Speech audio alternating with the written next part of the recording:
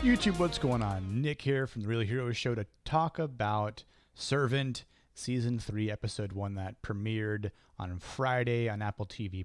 There will be spoilers, and I'm really just going to go through a bit of a review, reaction, maybe guessing what's to come this season. So let's roll on through this episode here and talk about Servant, right? So a couple things I really like about this show, and I really binge watched this show 2 weeks ago. This is the first time talking about it on this channel, and I didn't want to say I put it off for any reason, but at the same time, there's just a lot going on, and I had heard that it was worth watching from a few different people.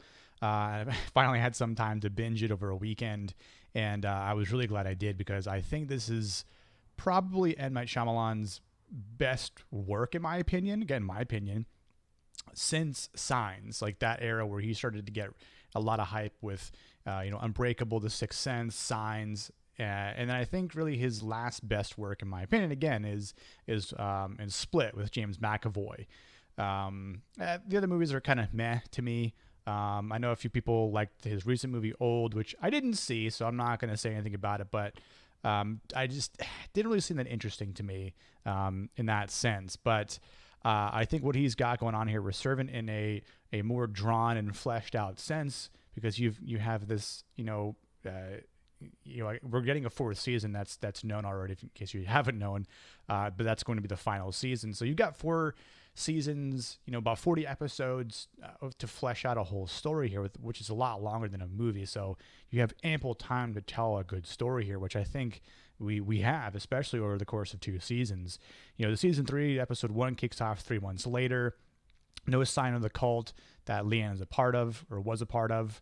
We know that Julian spent time in rehab after he OD'd from last season. And I think it's interesting how he tries to break up with Leanne and kind of give the whole spiel about, hey, my father is this old guy and he dates younger people. I don't want to be like him. I'm trying to break up with you. And he does it not very well, as they're trying to go on a walk down the street, and they don't make it far because Leanne is panicking. She's got this paranoia about everything. And I think for the sake of her just sort of snapping at him and saying, like, no, she's like, I like our sex. And, so it sort of keeps Julian in this, pocket of hers. And not to say that she's trying to control him, but for the sake of, he's trying to become better, trying to reassess some things in his life and trying to be a better person. As he says, he's always tried to be a good person. But he's trying to just fix some things that's, better for his favor.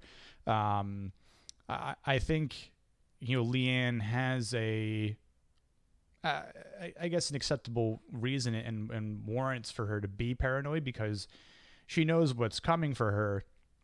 Even though she said, bring it on, she'll be ready. It's been 90 days, and she even says they're patient. But patient at this point could be the next day, the next hour even, or the next week until they show up. And we're in that time frame, right? Because we know it's going to happen this season. It's inevitable that this cult will be coming. So again, when that happens, we've got 9 episodes to see when it happens. But my guess is it might kick off next episode. Maybe when someone from the cult starts to infiltrate their lives, right? Like she says, it could be anyone that easily penetrates your belief of they're just a normal person when they're actually not. And if you've seen the sort of what's to be on this season trailer, you know that it's going to happen, and you know that there are going to be people like from the market, right, or these random people in the park and the streets that are going to be starting to become obvious as they're part of the cult. But it's unfortunate that Leanne can't even take a simple walk down the street. Like, she's in this suffocating sense being at this Brownstone House. And we know from the previous seasons that even from what Uncle George had said, that this house is essentially tied to Leanne's feelings, whether it be spiritual or not. As the house is falling apart, it's almost reactive as to how Leanne is feeling, right? Like especially the stuff that's in the cellar, which again the sewage, even though Sean thinks, oh yeah, someone's going to come down here from a geological standpoint, but who knows when that's going to happen, right? I honestly think that the Brownstone House will collapse before that even happens, because things are just going to go so out of control and get much, much worse for that whole family there. But the interesting point about that sewage pit in the cellar, as it starts to bubble and we hear it before Leanne recognizes what's going on as she's eating her bowl of soup and drinking her wine. Well, I really liked that scene because it shows Leanne freaking out, and I think as an actress, she did a really young actress too. She did a really good job conveying this suspense, this fright, because there's no words, just the ambiance, the effects, the music right there, that it's super creepy. And she's just, you can hear the audio of her making these check marks, and they look like check marks at first, but I think in the sense of they look more like a flock of birds, which is very Hitchcock like. And sure enough, we find out later on, while they went to the beach, that Julian was attacked by a flock of seagulls. And I think for the most part, she felt relieved in the moment. There was a sense of suffocation, no breathing, don't give an F. Yeah, no, I'm not going to quote that band. Sorry for that. But I think for the sense of a slight moment of relief for Leanne there, that it's just a flock of seagulls. There's nothing really to take away from it. Some people might think, oh, that's a bad omen, or there's some superstition about it. But honestly, like it is what it is. I've never really thought much of it, but it's something that she felt. It's something that she obviously is because she has a relationship with Julian and has this, and as we've seen in the two previous seasons, when she feels something with one of the people, whether it be Dorothy or Sean, there's something that happens to them. And I think in some cases there might be more to that, especially with Julian, who's trying to turn a new leaf, but also kind of stepping away from Leanne. So I wonder if we'll see more between them. I'm sure we will, but just kind of curious to see what that looks like. And then, of course, that moment of relief is very, very, very short-lived, because we find there's some racket behind her, and there's a burglar in the house that's stealing jewelry. There is it seemed to be, another one maybe, because the burglar was upstairs and there's a TV that turned on downstairs. Unless I was mistaken about that, but nonetheless, I thought the burglar was going to get caught when the police were there, but looks like he got away. And I know they said it was just like a run-of-the-mill burglary that's been happening down the street, and it seems almost a little bit like Home Alone. Like the Wet Bandits, they would go through and wait for people to leave when they go on vacation during the holidays, and then that's when they would strike, and then just leave their terrible calling card. But still, they would still strike and burglarize their homes. So the interesting point about that, jewelry, whatever, but why was Leanne's knife taken? And we didn't see it happen, so it's almost just like a speculation and surmising that maybe the burglar knew and saw on the roof that, which is really even more creepy, that she had it under there and he took it. Maybe he's going to use it. Maybe he just needed a weapon to defend himself. So I wonder when we'll see that again. And if he tries to come back, I wonder if Leanne might, do some weird spiritual shit to punish him. So that'll be really interesting to see as well. I think, again, this show does a lot of things well, especially with the ambiance, the music, the effects. It evokes that creepiness, and I'm sure if you're watching this video and you've watched the show, you get that sense as well.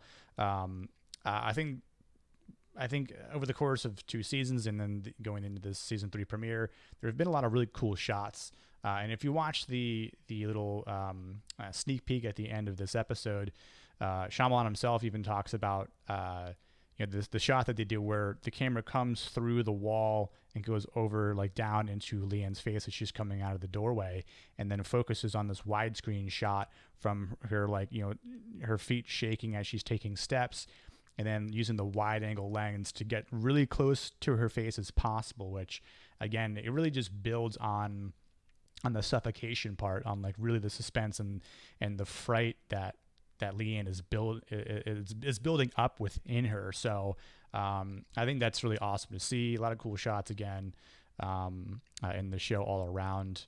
A couple interesting parts that I thought about along the way, of course, as well, which was essentially answered, but I still think there's going to be more to it, was her aunt's dead body in the walls, where that's, where the moths are. But it's very strange how it's covered in moths. Usually, like, there's some, interesting metaphors and scriptures that relate to moths, and sort of one of the biggest, I think it's sort of like known lines, is like moths to flame, where moths will usually go to the light.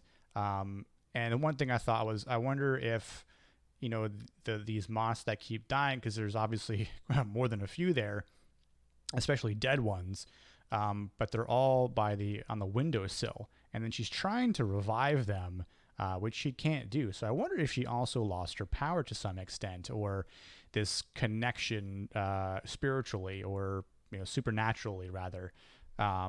So again, do the moths have something more to do with the dead body of her aunt in the wall? Is there something else that's, again, more supernatural there, that's just kind of lying in wait? And they're just dying because they're trying to get out. They're trying to get to the sun outside of the room, from the bathroom standpoint, or they just can't. So again, it's really interesting, because I think there could be other ways that the moths could flock to or fly to get out and then die in different places, but they all seem to be on this one particular windowsill. So very interesting. But I think overall, more to the characters that are continuing to build, and grow development wise, especially like with Sean, who I thought, again, the first two seasons he was a bit of a dick, a bit of an asshole to Leanne. But even Dorothy kind of said and spoke out about it, saying like, I know how you look at her. Like, it would make anyone else jealous, but not her. And I think for the sake of, you could kind of sense that there was a little bit of tension, but obviously it ended up being Leanne and Julian that were the ones that developed something, not Sean and Leanne. But I think Sean has warmed up a lot more to Leanne, especially since there's been 90 days passing since, season 2 ended. So there's a lot more time that we don't see, but we just see it now, that he is treating her more like a father to an eldest daughter, or maybe like as a big brother to a little sister sort of thing. So, but again, curious to see where all the relationships go, where all of the characters develop more this season. Again, really good premiere season or episode for season 3. I'll give this one a solid 8 out of 10. I think it did a lot of things well. I think it established a good point to build upon for this season. So I'm really looking forward to it. And again, you'll be able to catch all of the reviews for Servant season 3 here on this channel with me. Leave your comments down in the comment section below about what you thought about this episode, where you think this season might go. We know the cult's going to come at some point in time, so the biggest questions are going to be, will Leanne get taken away? What's going to happen to the house? What's going to happen to that family? What's going to happen to Jericho? Will Leanne and the family be able to fight back against them and overcome them? Maybe in season 4. Since we know there is a season 4 coming, we know that we won't get anything finalized or ending this season, of course. So, again, stay tuned for all future reviews here on this channel, and I'll talk to you all in the comment section. Cheers.